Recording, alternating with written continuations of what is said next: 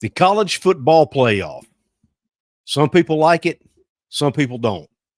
But what got us to where we are today? I think you have to go back and kind of look back at the 1990s. That's where it all started. And that's a very pivotal generation in the sport that we all love, college football. And in this episode of Couz's Corner, which is brought to you by BetUS Online and Cats, Cantor, Stone Street, and Buckner, we're going to talk about the 1990s. As a matter of fact, it's such an important decade, someone decided to write a book about it. That person is going to be a very special guest on the show, and we're going to talk to them about that book and talk about West Virginia's role in that book and in the 1990s of college football. And we're going to have that conversation right after this word from one of our sponsors. Since 1931, the attorneys at Cats, Cantor, Stone Street, and Buckner have been the voice for victims who have suffered serious injury or death. They have a fierce passion for truth and justice and a sincere compassion for those who have been wronged by others. Whether you have been in a car accident or fighting with an insurance company, or you or a loved one has suffered serious injury or death due to medical negligence, we will ensure your voice is heard loud and clear. Cats, Cantor, Stone Street, and Buckner will ensure there is justice for all West Virginians because we are your lawyer, your voice. Visit us at yourlawyeryourvoice.com. What is up, and welcome into this episode of Couz's Corner. You have landed yourself at the home for top shelf college football news and analysis around West Virginia and the Big 12. And today, we're bringing out a very special guest to talk about West Virginia Mountaineers and their role in the 1990s in shaping national champions. Someone, but most of you probably already know, someone by the name of Mark Rogers, who hosts the college Voice of College Football, has his own channel, multiple channels actually part of that network. He's going to come on, talk about his book, and we're going to talk a little bit about West Virginia's 1993 season and where's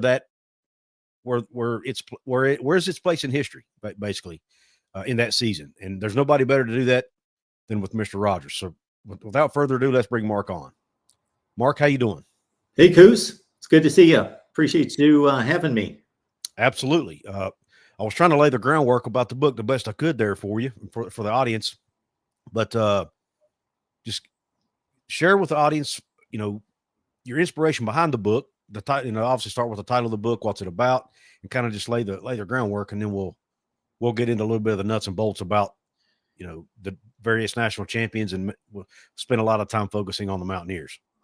Well, for those of us who have been around quite a long time, we know that college football has never been the NFL in terms of determining a champion. It's gotten much closer to that point, obviously, now with the 12-team playoff and more objective rules about who gets to the playoff. But we all grew up at a time, or many of us did, at least when I would watch all the big bowl games on New Year's Day. And actually, we would go to bed at night and we didn't know who the national champion was. It's kind of crazy when you think about it now. You go to bed after watching the Sugar Bowl and the Orange Bowl, and you thought you knew who the champion was going to be, but you had to wake up until the next day, open up the newspaper and see, oh, yeah, okay, the AP says that Alabama's number one, and the UPI, okay, or USA Today said, okay, they agree, Alabama's number one, or there's a split national championship. And I've never been the person to just take whatever's handed to me at face value and say, okay, that must be the way it should be because the powers that be tell us that this is the truth or this is what's right.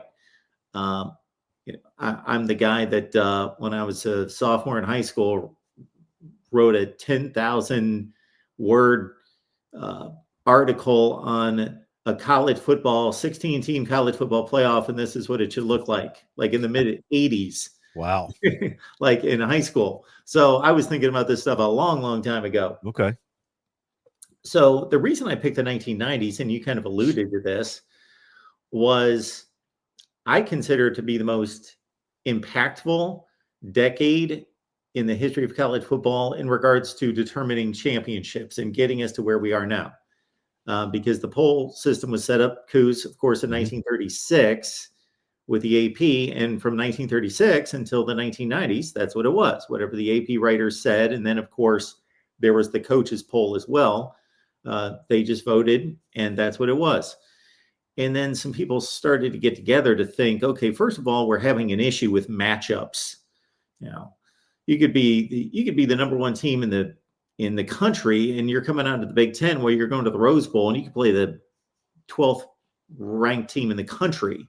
And I always wondered that, like, especially when I was just getting into college football and see these matchups on New Year's Day, and I'd be like, these are kind of cool matchups, but why is number 2 playing number 11 and number 1's playing number 6? And, we got number 3 over here playing somebody else. Yeah. So that doesn't make much sense. Well, of course, we know the bowl tie-ins, and I think the bowl tie-ins, and we miss them to a certain extent now. I think a lot of college football fans, because you had that regional feel to it. So that was cool. But we had the bowl coalition step in.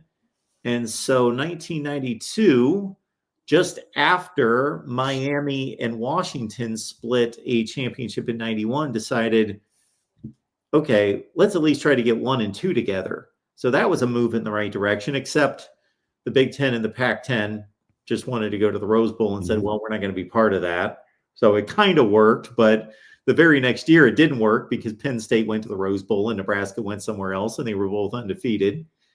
So it kind of helped the process along. And then, of course, we went to the BCS, and then we went beyond that into the 1990s. So my thought was, and I would love to do this for every decade, but I thought this was a great decade to start. Right. Is just writing a book, just breaking down every season. So we went 1990 through 99 and kind of set it up like, okay, this is what the season looked like before anybody stepped on the field. This is what happened last year. These are the teams that are being talked about. And we kind of set it up with the preseason rankings. And then we just kind of take everyone through the season to say, these were the key moments. These were the controversial moments. These are the games that mattered. And then, okay, the postseason, how was that determined? And we line up the postseason matchups for everyone, and then how those games played out, and then what was the final vote? And then I make a bit of a declaration on, well, did that make any sense? Who got left out? Who got screwed?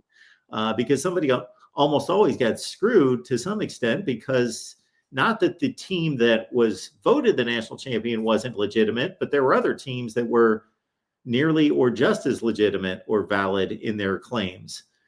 And then also talking about, the end of each chapter is kind of a look at, okay, well, what did this season mean in college football? And did this spring forward to, did this impact something, a decision, or was this the beginning of a dynasty or the end of a dynasty, or, what did this mean? So I just had a good time slicing and dicing each individual season, Couz. But it's not a history book, right? Because I didn't want it just to be set back in the 1990s, so people like me would be interested in it, but not too many other people, because people are forward thinking, and that's a good thing. So I thought, okay, I'm going to take every one of these seasons. And first of all, there weren't many conference championships. There weren't any until 92. So I'm going to at least tell people, and it's interesting to see who would have played in a conference championship in the Big 12, in a Big 12 in 1993, or in whatever conferences, the Big East, with West Virginia. And then took all those seasons and fast forward into the BCS era. Okay, what would that have produced? What would that have produced in a 4-team college football playoff? Who would have made it? And then I did it with the 12 teams. So it's kind of fun to look at each season and say, this would have been the 12-team playoff. And then at the time I started the book, the 14 team was being talked about a lot. So I thought, okay, well, we don't want to get behind the curve here. So we'll throw out a 14-team playoff for each of these seasons and see how that would have played out. Awesome. So you not only took what happened then, you looked at how it would, if the same results happened today with those same teams, how would it turn out? That's pretty cool. Which is a little tricky, of course, because you're one of the guys in the middle of realignment. So there's been so much realignment that, I had to take a few liberties. There's just some logical conclusions, because teams weren't going to have the same schedules and all of that, because there's just been so much change to the landscape. Right. Anytime you're talking about, looking ahead to the future, or theoretic scenarios, or hypotheticals, whatever you want to call it, you have to kind of take some liberties with it, right, to make it make sense. But can you go ahead and talk about, first off, where can they find the book? Let's talk about that. How can people get a hold of this book, Mark? Yeah, so it's on Amazon. So you can do one of a number of things. You can just look up Disputed National Champions, and that you just go to the search bar in Amazon. We can also get the link somewhere. I put it in the description section of all my videos, just a short link that goes right to. I'll put it in this one as well. Awesome. And that's pretty much where you go. I've had a lot of people, or relatively number of people, contact me and want a signed copy. So if anyone wants to do that, they can hit me up at markrogerstv@gmail.com if they want a signed copy, which a lot of people have been nice enough to want that as well. Cool. And by the way, most of you probably know who Mark is from his Voice of College Football channel, but if you, just in case you don't, you can check him out at Mark Rogers VOCFB. That's his YouTube handle, and it's also his X handle or Twitter handle. He runs the Voice of College Football Network, which obviously the main channel of Voice of College Football, and then he has a lot of sub channels, even including a West Virginia channel, including a Big 12 channel, where you can find your for the most part, find your favorite team and your conference covered over there. So go check it out. And subscribe while you're there, please. Are you looking for a brand new sports book? If so, look no further than our good friends over at BetUS Online. Right now, with promo code YouTube150, you get a 150% sign-up bonus on your very first deposit. That's right, 150% sign-up bonus on your first deposit. You also get a 125% sign-up bonus on your next two deposits up to $2,000. That's with promo code YouTube150 to get that 150% bonus today. If you do play, please make sure to play responsibly. And remember, you must be 18 years of age or older to play. Now, let's get back to the show. But back to the book, Mark. Let's switch gears a minute and talk about West Virginia. And we all know they had that 1993 undefeated regular season. Then they went on to play, I think it was Florida in the Gator Bowl that year, I believe it was. I think it was the Gator Bowl. You can Sugar Bowl. Wrong. Sugar Bowl. Yeah. They played the Gators in the Sugar Bowl. There's too many names going on. West Virginia's been to some Gator Bowls too. Quite a few. They have, yeah. Well, you see, it used to be the Gator Bowl they used to have a Big East tie-in at one time, if I'm not mistaken, didn't they? Yeah. So and West Virginia was, I don't want to say dominant in the Big East, but they had some really good seasons and got to go to a lot of Gator Bowls. But yeah, they played Florida in the Sugar Bowl. And I think there was some controversy around that, Mark, if I'm not mistaken. So go ahead and talk about that a little bit and how that season ended up playing out for the Mountaineers and maybe what controversy surrounded it. Yeah, I could kind of play up to your audience and say a lot of things that I don't necessarily believe. It's not like I'm here to hand teams national championships or rewrite history or anything, but I certainly do point out a ton of what I think are just unjustified situations. In that particular year, of course, Florida State had its shot against Notre Dame. They went to South Bend in mid-November, lost a really good game, but they were trailing the whole game, really playing from behind and got within a touchdown. But anyway, Florida State loses that game against Notre Dame. Notre Dame takes over the number one position for 1 week. Then the next week, they have Boston College come in and beat them on a last-second field goal. So I always wondered about our process of thought, and you come across this, I'm sure, all the time. Mm-hmm.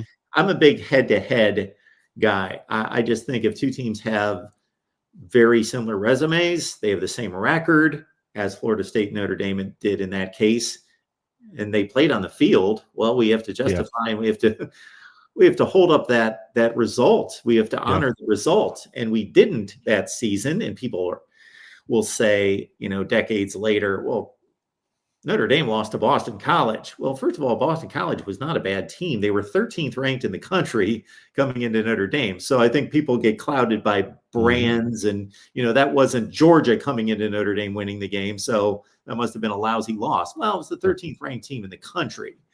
So it's not this horrible loss.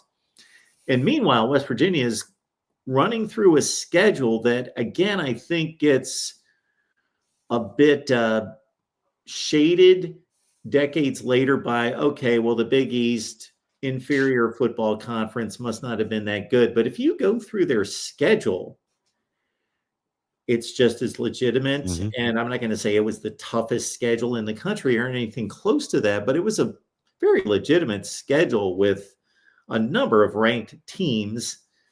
And of course, they went undefeated. I don't know what else they could have done. And so we had 2 undefeated teams at the end of the regular season. I think they should have been playing for the national championship. Now, I in no way would argue with anyone who said, well, look at West Virginia. They got trampled Right. in the Sugar Bowl. Okay, well, we didn't know that at the time. I think decisions should be made based on the facts and the results that are present at the time. And West Virginia was one of 2 undefeated teams. So I think that they should have been playing Nebraska. I'm not saying those were the 2 best teams in the country, just saying those were the 2 undefeated teams. So West Virginia should have had a shot at a national championship. And we will never know how much that impacted the team, their preparation for the game, their mindset, anything like that. And I'm not excusing a 5-touchdown loss. No, right. They need to go out there and take care of business. But they're a bunch of 19 and 20-year-olds. We don't know how that impacted them, because really the rest of the results of their season against really good competition does not point to that kind of result against Florida. Yeah. Yeah, it was. I was just a kid, or I was a young teenager, I guess, watching that game. So I wasn't following West Virginia football as closely as I do now, but I do remember the game. I remember where I was at when it happened. And I remember West Virginia coming out. If I recall, they scored first and went up 7-0. And I'm thinking, okay, here we go. And that was the end of that. Next thing, I think the final score was like 41-7, something like that. If I recall. Somewhere in that ballpark. I know you're the guy who remembers all these scores, Mark, but I'm not that guy. 1-7. You got it. I'm lucky to remember the score of last season's finale, and I don't even think I do. Thankfully, but anyway, I'll never. It's just one of those moments you don't forget as a fan of that team, right? Because it was one of the biggest games in our history at that time. Because if West Virginia had won the game, there was some talk that, well, maybe they at least get a share of the national championship if they can go out here and win this game, right? But obviously that didn't happen. When you were going through this process, Mark, and you were doing your research and looking back at all the different teams, were you surprised by some of the, and when you were plugging these results into the BCS formula or the 12-team playoff formula, whatever, were there any surprises that you came across during that time? Oh, there's some funny results, because you can imagine with the group of 5, how many strange teams sneak into this. I just grabbed the book and opened it up. What year is this? This is 1990. So right out of the gate, got Southern Miss in the playoff. Wow. Got Southern Miss in the playoff as the group of 5 rep. And Houston's also in the playoff because they were in the Southwest Conference at the time, and they were ranked high enough to be just flat out and at large.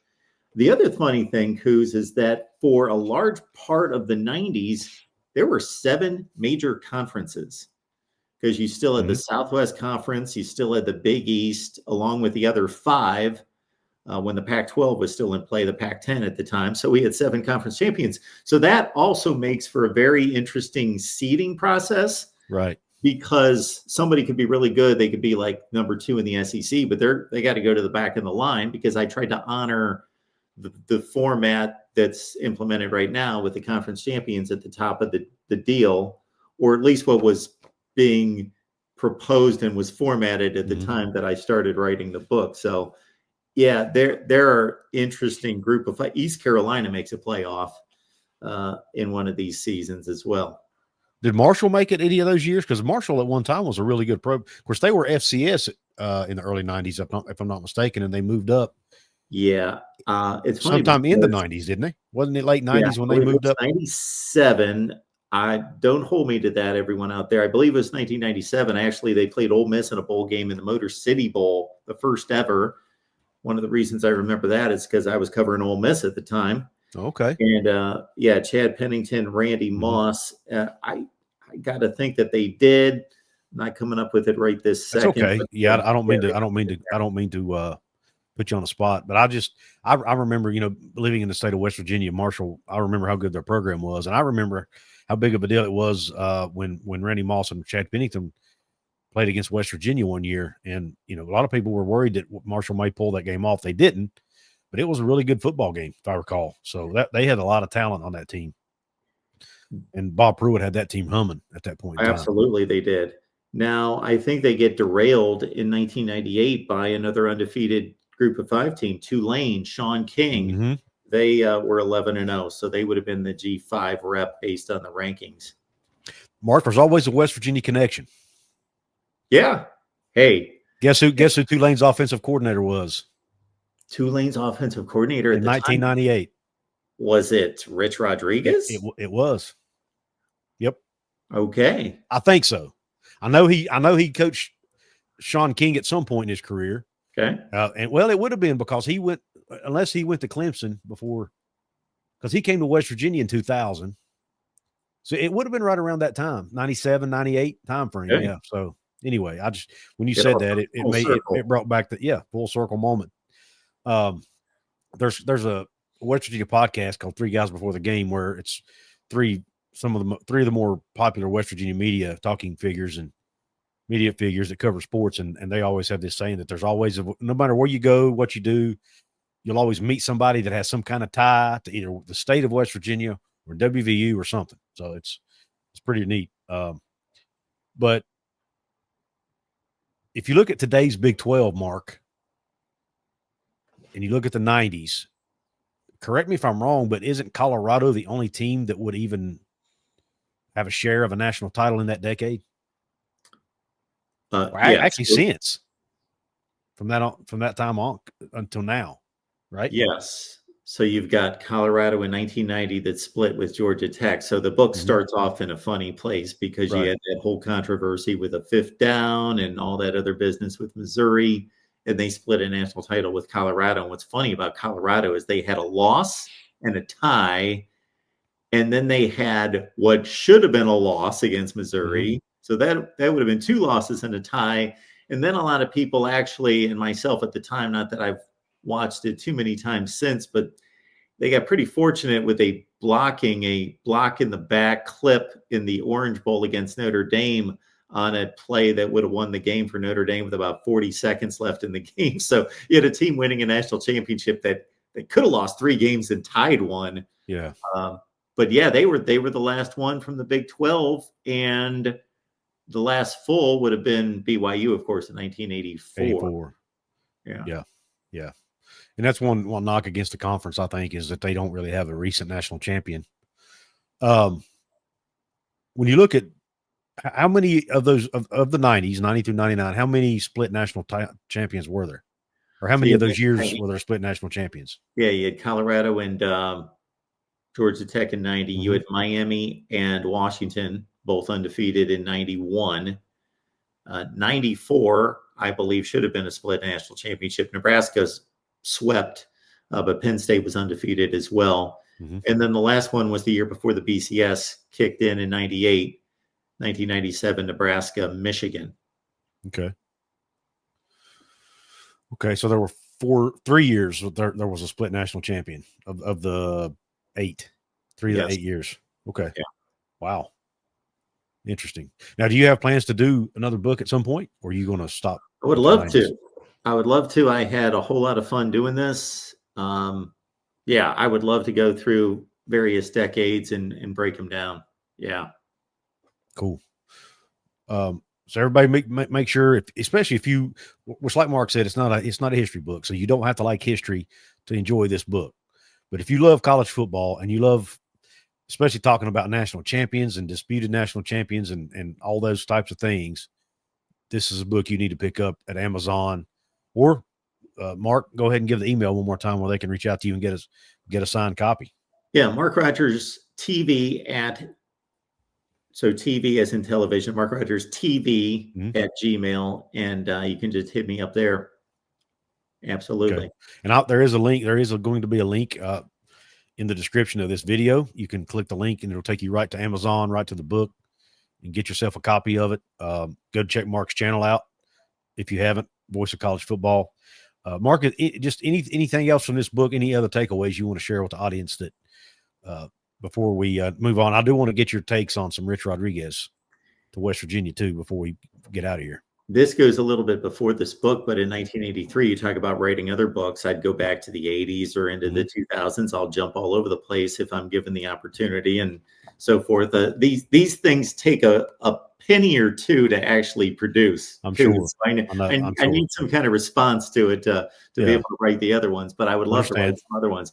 But 1983 is crazy because Miami, that's the famous Orange Bowl against Nebraska, where Miami wins in the final seconds on a 2-point conversion that went bad.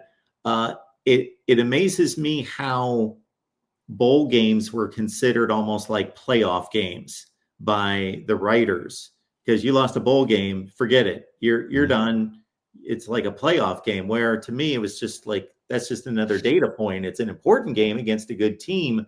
But you had a situation in 1983 where Miami jumps from 5-1 because they beat Nebraska 31-30.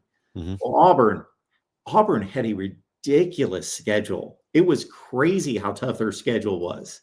They played the SEC, but then they're playing games out of the conference against like Texas, who's number 2 in the country, and Maryland, who's like a top 10 team, and really tough schedule. So they win all their games, but they lose once. They lose to Texas. Well, Texas was undefeated going into New Year's Day. They lose by 1 point to Georgia on a muff kick with 4 minutes left, 10-9. And you have this glut of 11-1 teams at the end of the deal, and somebody gets a national championship, and it just seems very arbitrary. It's just this, okay, they get the national championship and nobody else gets it. It's just at least now, we can debate all day long about who should have been the 12th team, the 11th team. We can debate the buys, and we can debate all of that crap. But at the end of the day, I don't think you can argue that Ohio State did not deserve that national championship. Yeah, that was a pretty daunting run, and I know a lot of Ohio State detractors take away from it, but other teams are going to have to do the same thing. So they went on an unprecedented run, but it's only going to be unprecedented for about a year because somebody else is going to have to go. When you think, Couz, they beat the final in the AP rankings, number 2, number 3, number 4, number 5, 8, and 10. Wow. That's crazy. Yeah. I mean, at least it's being decided on the field is what I was getting at. Yeah, absolutely. We're just not letting some, no offense to journalists, but we're not letting journalists who are, have opinions, basically just like the rest of us, decide who's the national title, and it's at least with 12 teams, of those 12 teams, the majority of those teams deserve to be there. You can argue about 2 or 3 of them every year. We know that's going to happen if there's 100 teams, but at the end of the day, the team who wins it 99% of the time is going to be a team who should have been there and who deserved it. Couz, you bring up a great point real quick, because that's another thing that, in a sense, fostered the thought process behind this book. I was a sports director at a CBS station in Mississippi for 7 years, and I went to Ole Miss, Mississippi State, Alabama games every week. And I rubbed elbows with AP writers all over the place from, various cities, Memphis, Birmingham, etc. Very good at what they did, but they were so locked in on the team they were covering. It was their job to know that the Ole Miss left tackle sprained his ankle last week. Their thought process was not about what was going on nationally. They had no idea what was going on in the Big Ten or the ACC or anywhere else. And I'm thinking, these guys are voting for the rankings each week, and I'm rubbing elbows and having college football discussions with them. And I can tell, because when I would go to, let's say, an Alabama LSU game, Couz, at 3:30 in the afternoon, I'm leaving before noon to go to that game, travel, go to the game. I'm at the game. I'm not watching any other college football. Right. I'm going to the locker room. I'm going to the press conference. I got to come back. I got to edit tape. My entire day is exhausted by that one game. I'm not watching the national landscape. So I just noticed that, okay, these guys are really ingrained in their teams, and it's reflected in the rankings. It's also reflected in the Heisman. This has been proven. The Heisman balloting is very regionalized. People vote for who they're familiar with. Yep. Very, very great point. I don't cover a team. I do this. I'm a YouTuber. I'm not a journalist, but I've tried to cover multiple teams when I first started doing this. And after a while, I realized there's no way I can do this. I can't keep up. There's no way for me to watch enough games to do this justice. So that's when I decided to scale back and focus mainly on West Virginia and the Big 12. But so I can't imagine how those guys, they have families, they have personal lives, there's no way they can watch all those games. It's just not possible. But, No.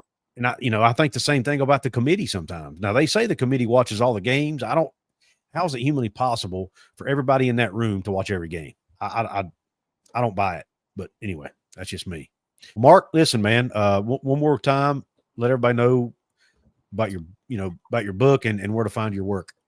Yeah, so Disputed National Champions, it's a look at the 1990s. We slice and dice every season, but it's not just a history book. We look forward to the various iterations of the college football playoff and how that would have played out.